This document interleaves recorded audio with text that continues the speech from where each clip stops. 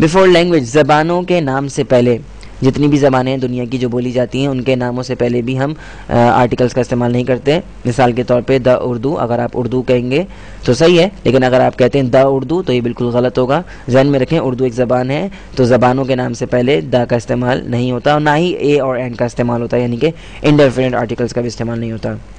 The English और the Punjabi, तो ये तीनों की तीनों ज़बानों के नाम हैं और इनसे पहले द का इस्तेमाल बिल्कुल गलत है।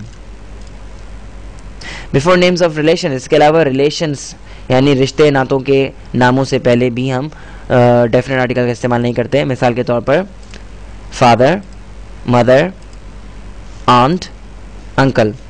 अब हो सकता है शायद आपने ये चीज़ पहले ना सुनी हो, लेकिन ये भी एक चीज़ है, ये भी एक बहुत अहम पॉइंट है कि रिलेशंस के नामों से पहले हम डेफिनेट आर्टिकल का इस्तेमाल नहीं करते। मिसाल के तौर पे अगर आपके वालिद साहब घर पे आए और आप अपनी वालदा को मुत्तला करेंगे इंग्लिश में, तो आप किस तरह कहेंगे? Father has arrived.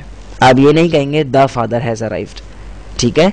इसी तरीके से आपकी वालदा किचन में और आप अपने बड़े भाई को एक बात बता रहे हैं, तो आप ये नहीं कहेंगे कि the mother is in the kitchen, आप कहेंगे mother is in the kitchen. तो जहन में रखें कि रिलेशंस के नामों से पहले आप कभी भी डेफिनेट आर्टिकल द का इस्तेमाल नहीं करेंगे, ओके। इसके अलावा school, college, church, bed, table, hospital, market और प्रिजन, इन सब जगहों और चीज़ों के नामों से पहले भी द का इस्तेमाल नहीं होता। लेकिन When you visit or use these places or objects for their primary purpose, जब आप इनके प्राइमरी पर्पस यानी इनका जो मकसद है, स्कूल का जो मकसद है, अगर आप स्कूल को अपने जुमले में इस्तेमाल कर रहे हैं और उसके प्राइमरी पर्पस जो उसका जो बुनियादी मकसद है उसको उस लिहाज से उसको इस्तेमाल कर रहे हैं। इसी तरीके से अगर आप कॉलेज को या चर्च को या बेड को अपने जुमले में इस्तेमाल कर रहे हैं और आप उसको जुमले में इस तरह इस्तेमाल कर रहे हैं कि उससे उसका बुनियादी मकसद ज़ाहिर हो रहा है, तो उससे पहले आप ना तो ए का इस्तेमाल करेंगे, ना एन का इस्तेमाल करेंगे, ना ही दा का इस्तेमाल करेंगे। मिसाल से इस बात को समझते हैं। I learned English at school, मैंने इंग्लिश जो है वो स्कूल में पढ़ी। अब यहाँ पे हमने स्कूल से पहले ना तो ए लगाया, ना एन लगाया और ना ही दा लगाया। वजह इसकी क्या है कि यहाँ पर हम बुनियादी मकसद जाहिर कर रहे हैं स्कूल का। जाहिर सी बात है, स्कूल का मकसद ही यही है कि वहाँ पे जाके कुछ पढ़ा जाए और कुछ सीखा जाए। तो I learned English at school, school का यहाँ पर आप बुनियादी मकसद ही जाहिर कर रहे हैं, तो इससे पहले आप ए, एन या दा का इस्तेमाल नहीं करेंगे। दूसरी मिसाल, she goes to church every Sunday, वो हर इतवार को जो है चर्च जाती है। अब चर्च क्यों जाती है? वो ज़ाहिर सी बात है इबादत करने जाती होगी, अपनी प्रे करने जाती है। तो चर्च का मकसद क्या है? वो इबादत के लिए बनी है, ठीक है। तो यहाँ इस जुमले में चर्च जो है वो अपना प्राइमरी पर्पस यानी अपना बुनियादी मकसद जाहिर कर रही है, तो इससे पहले हमने चर्च से पहले जो है हमने दा या ए या एन का इस्तेमाल नहीं किया। इसी तरीके से आई स्लीप ऑन बेड, मैं बिस्तर पे सोता हूँ। तो आई स्लीप ऑन बेड, बेड का मकसद ये है कि उस पर सोया जाए। तमाम दुनिया के बेड इसी मकसद के लिए बने कि उन पर सोया जाए। तो यहाँ पर भी बेड जो है अपना प्राइमरी पर्पस ही जाहिर कर रहा है, तो इससे पहले भी हमने द या ए या एन का इस्तेमाल नहीं किया। आप ये नहीं कह सकते I sleep on the bed या I sleep on a bed, ठीक है।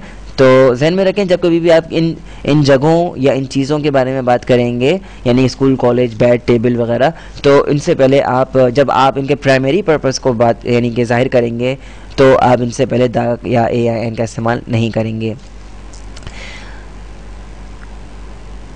अच्छा जी, but the will be use with these words, इनके साथ द इस्तेमाल होगा when we talk particularly of them, जब हम इनके बारे में पर्टिकुलरली बात करेंगे। Rather than normal activity people go there for, यानी जब हम उनके बुनियादी मकसद के यानी कि उनकी जो नॉर्मल एक्टिविटी वहाँ पर होती है और इन जगहों का जो बुनियादी मकसद है उस मकसद को हम जाहिर नहीं करेंगे अपने जुमले में, तब तो है हमें इनसे पहले यानी कि इन जगहों से पहले और इन ऑब्जेक्ट से पहले द का इस्तेमाल करना पड़ेगा। मिसाल से समझते हैं।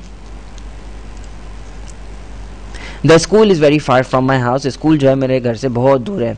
यहाँ पर आप स्कूल का बुनियादी मकसद नहीं जाहिर कर रहे हैं, ठीक है। जो पिछला जुमला था I learned English at school, वहाँ पर इंग्लिश यानी कि स्कूल का बुनियादी मकसद जाहिर हो रहा था कि स्कूल जाहिर सी बात है इसी मकसद के लिए बना है कि उस पर वहाँ पर जाके जी पढ़ा जाए। लेकिन इस जुमले में you are not talking about normal activity, यहाँ पर आप स्कूल की नॉर्मल एक्टिविटी के बारे में बात नहीं कर रहे हैं। यहाँ पर आप कह रहे हैं the school is far from my house, तो स्कूल से पहले आप दा का इस्तेमाल करेंगे।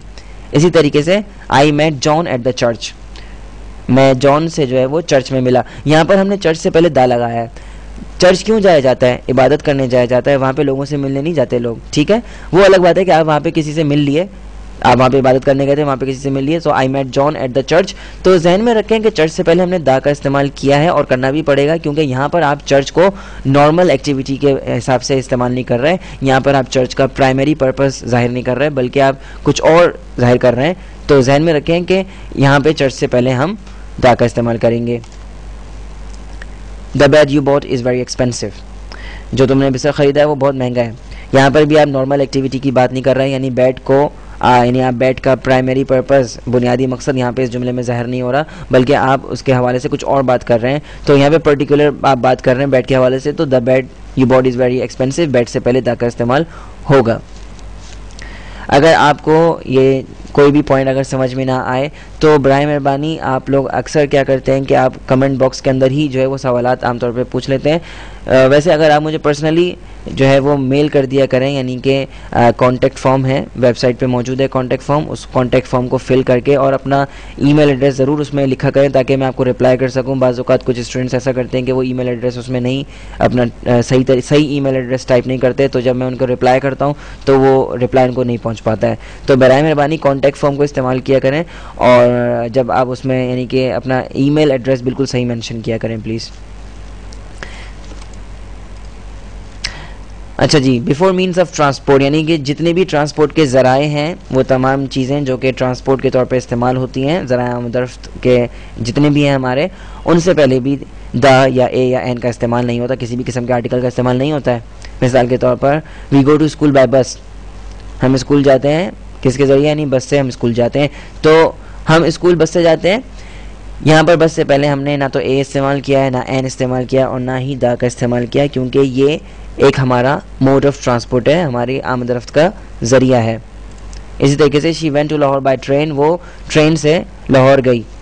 तो यहाँ पर भी ट्रेन से पहले हमने ए या एन या द का इस्तेमाल नहीं किया, क्योंकि जब कभी भी आप ट्रांसपोर्ट मीन्स ऑफ ट्रांसपोर्ट यानी कि अपने ज़राए आमदरफ्त की बात करते हैं तो आप उससे पहले जो है वो किसी भी किस्म के आर्टिकल का इस्तेमाल नहीं करेंगे। और आज के लेसन में इतना ही है और उम्मीद करता हूँ कि आपको आज का लेसन पसंद आया होगा। और मैं माज़रत चाहूँगा आप लोगों से कि मैंने बहुत देर कर दी इस दफ़ा यूनिट अपलोड करने में, और उम्मीद करता हूँ कि आप मुझे इसके लिए माफ़ कर देंगे।